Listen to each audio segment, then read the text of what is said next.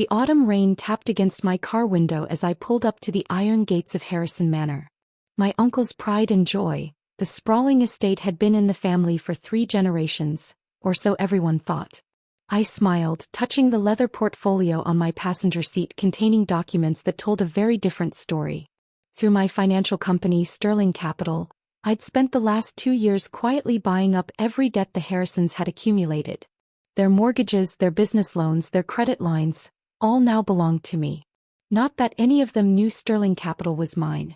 To them I was just Anthony, the disappointing nephew who'd wasted his inheritance on a financial degree instead of joining the family real estate empire.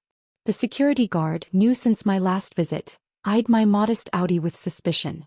Name: Anthony Harrison. He checked his list, frowning. You're not on here. Today's meeting is for family only. I suppressed a smile. Of course I wasn't on the list. Uncle Richard had made sure of that, probably still bitter about my refusal to join Harrison Properties as a junior associate 5 years ago. There must be some mistake. I'm Richard Harrison's nephew. The guard made a call. Minutes later, my uncle appeared at the gate, his expensive suit slightly dampened by the rain. Anthony, he said, voice dripping with fake concern. I thought we made it clear. Today's meeting is for active family members only. Those who actually contribute to the Harrison legacy. Behind him I could see my cousins James and Victoria arriving in their matching Mercedes, probably bought with company money. They smirked as they walked past, Victoria deliberately splashing through a puddle near my car. Actually, Uncle Richard, I said calmly, I think you'll find my contribution to the family legacy quite significant. I reached for my portfolio but he waved it away. If this is another one of your investment proposals, save it. We're discussing the future of Harrison Properties today. Real business, not your little financial games. Little did he know that Harrison Properties was teetering on the edge of bankruptcy, their aggressive expansion funded by loans they could barely afford. Loans that I now controlled. The meeting starts in 10 minutes, he continued. I suggest you find somewhere else to be. Perhaps that tiny office downtown where you play at being a businessman. My tiny office occupied the entire top floor of the Sterling building, though they'd never bothered to visit. To them, I was still the family failure who'd walked away from a guaranteed position in their company to waste time learning about finance. I watched him walk back to the mansion, remembering the day 5 years ago when he'd offered me a job. Join Harrison Properties, he'd said. Start at the bottom like everyone else. In 10 years you might even make junior partner. I'd declined, choosing instead to use my inheritance to start Sterling Capital. While they bought flashy cars and vacation homes, I built a financial empire in secret. Every time they took out a loan to cover their extravagant lifestyle, my company purchased the debt. Every mortgage they refinanced to fund their failing projects ended up in my portfolio. Now, as I sat in my car watching the family gather for their emergency meeting, I knew exactly what they'd be discussing. Harrison Properties was about to announce a major acquisition, one that would finally establish them as a serious player in commercial real estate. What they didn't know was that the deal was dead. The funding they thought was secured had been quietly blocked by Sterling Capital. My phone buzzed. A message from my assistant. All documents prepared. Foreclosure notices ready to be served. I typed back. Proceed as planned. Time to show the family who really understands business. The rain intensified as I put my car in reverse. Let them have their meeting. Let them make their plans and stroke their egos.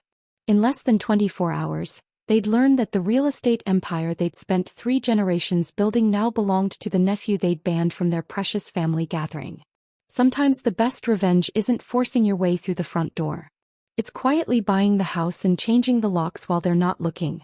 As I drove away, I caught one last glimpse of Harrison Manor in my rearview mirror. Tomorrow that view would be very different. Tomorrow they'd learn what happens when you underestimate the quiet one who actually studied finance. The next morning I arrived at my office in the Sterling building at precisely 8:30 a.m. The Harrison family meeting had run late into the night, judging by the string of increasingly desperate messages from their lawyers.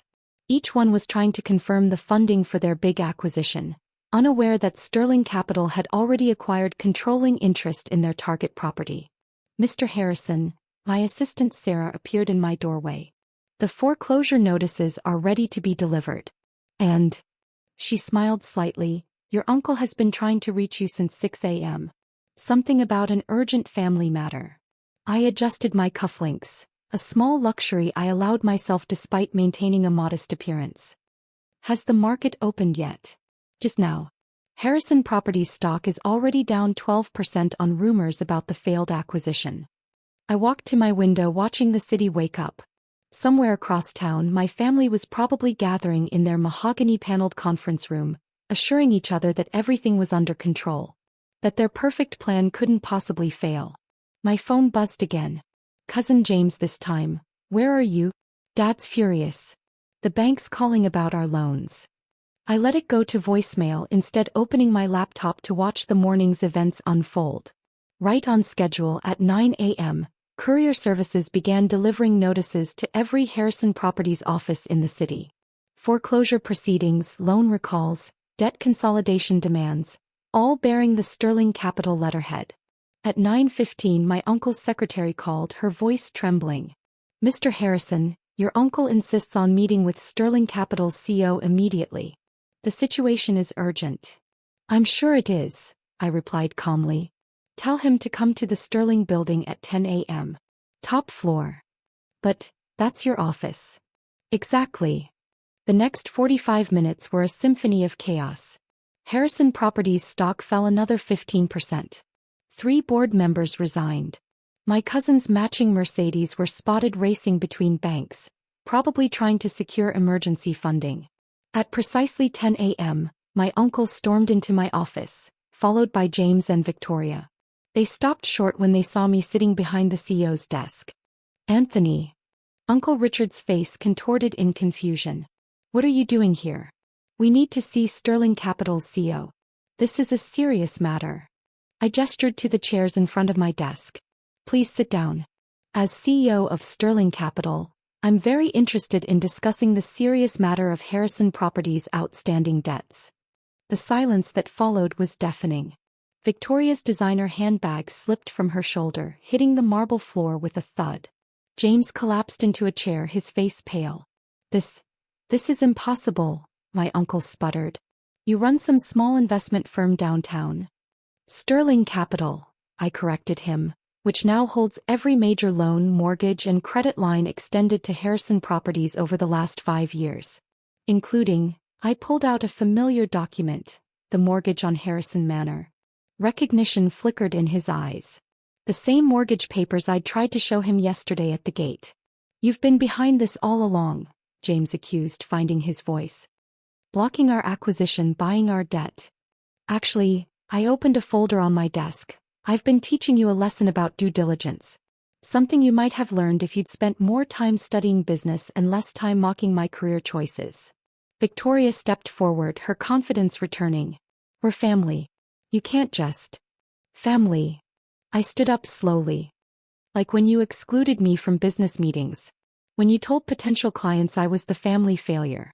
When you banned me from my own grandmother's house yesterday. That was different, my uncle protested weakly. We were protecting the family business.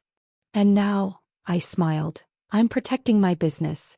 Sterling Capital will begin foreclosure proceedings on all Harrison Properties assets, starting with the manor. Unless. They leaned forward eagerly. Always looking for an escape route, never accepting responsibility.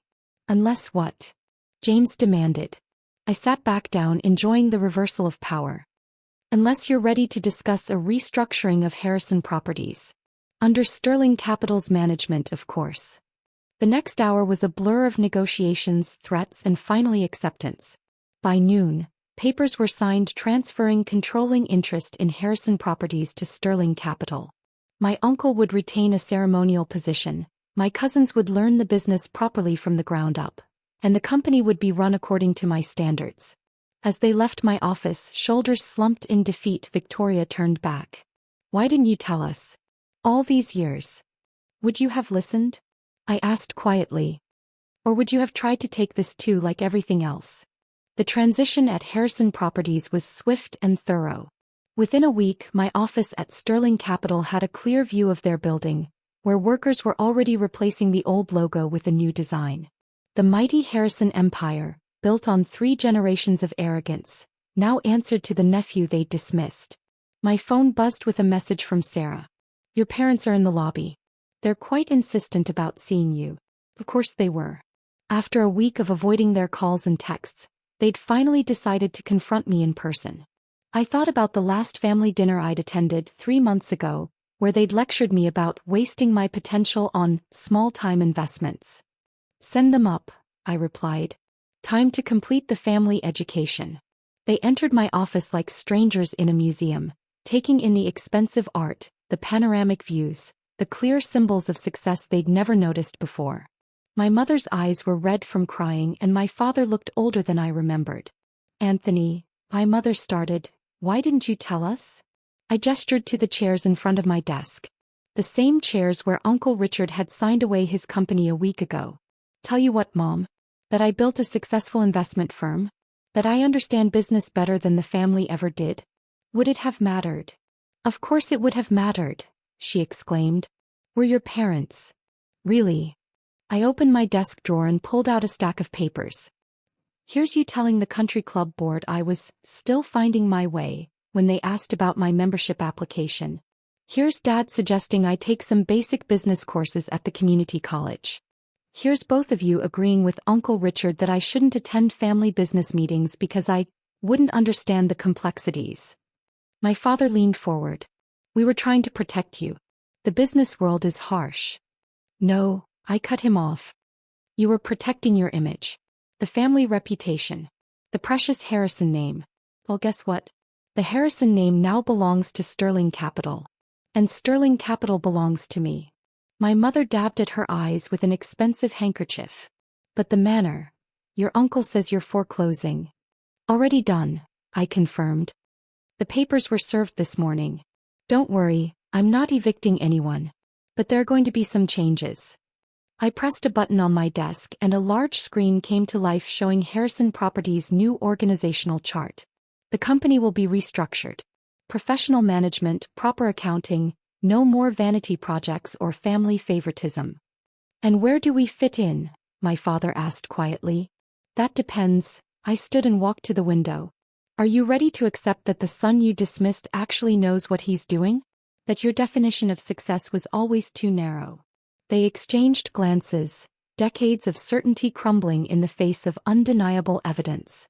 The Sunday family dinners at the manor, my mother said softly. Will they continue? I turned back to face them. Yes, but with one difference. This time, everyone has a seat at the table. No more relegating people to the kitchen or the servants' quarters because they don't fit your image of success. Over the next few months, the family dynamic shifted dramatically. Uncle Richard, stripped of his absolute authority but retained as a senior advisor, finally started listening to new ideas. My cousins, forced to work their way up through proper channels, discovered they actually had talents when they applied themselves. The manor, now legally mine, hosted very different family gatherings. No more competitions about who had the most expensive car or the biggest deal. Instead, actual conversations about business, about life, about the lessons learned from assumptions and arrogance. One evening, as I sat in what had been my uncle's study reviewing quarterly reports, my cousin Victoria knocked on the door. The new training program you implemented, she said, hesitating. I actually learned more in 6 weeks than I did in 5 years of just following Dad's orders. I nodded, remembering how she used to mock my interest in financial education. Amazing what happens when you focus on substance over appearance. She fingered the simple nameplate on her desk down in the junior analyst department. No more corner office, no more executive title. Why did you do it this way? You could have just destroyed us all. I thought about it for a moment. Because destroying something is easy. Building something better, that's the real challenge. And despite everything, we're still family. As she left, I opened my grandfather's old ledger, the one they'd never bothered to read. On the last page, in his careful handwriting, was the message that had guided me all along. The true measure of success isn't in what you own but in what you build. And sometimes, the best way to save a family legacy is to tear down the walls of privilege and rebuild from the foundation up. The rain had started again, drumming against the manor's windows.